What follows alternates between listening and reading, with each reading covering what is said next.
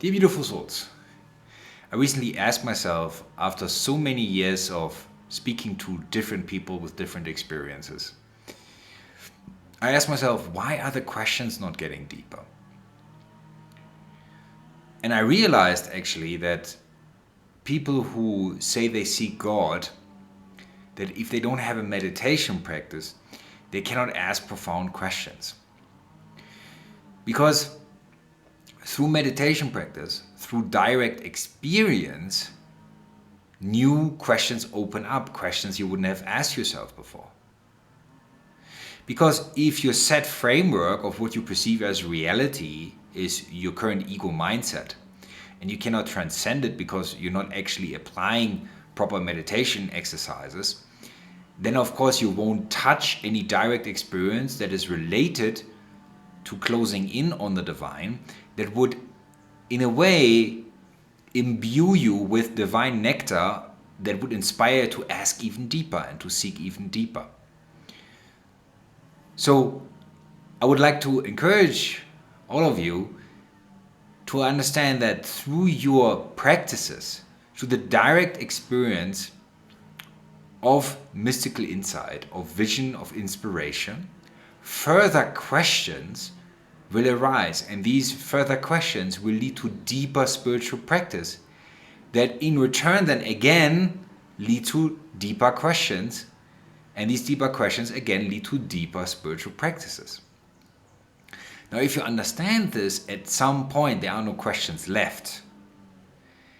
But the difficulty is simply that if you consider your current ego framework to be your point of reference, the very important questions cannot be asked, because when you are in your life and you have tunnel vision, where you think about, oh, you know what the issue is, you know what the problem is, you know what needs fixing, and you can't step out of that, you cannot transcend that and touch a higher mind that would actually give you a greater perspective.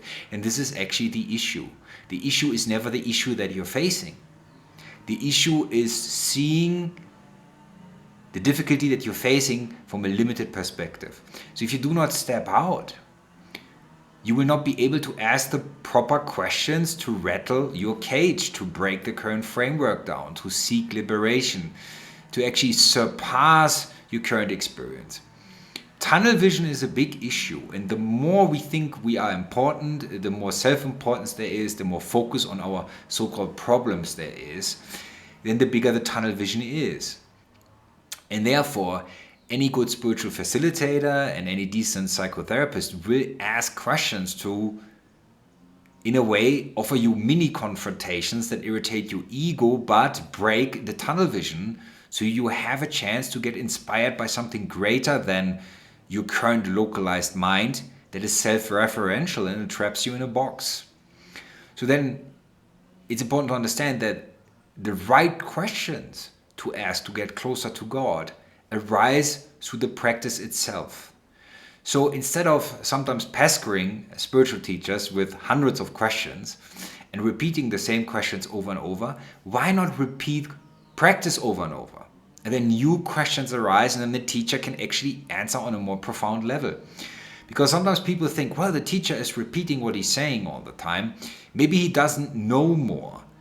That is actually not what is happening. What is happening is that your own spiritual practice is not on a level where you can ask the proper questions to get the proper answers, and then the teacher will of course respond to the level where you're at and give you the answer on that level.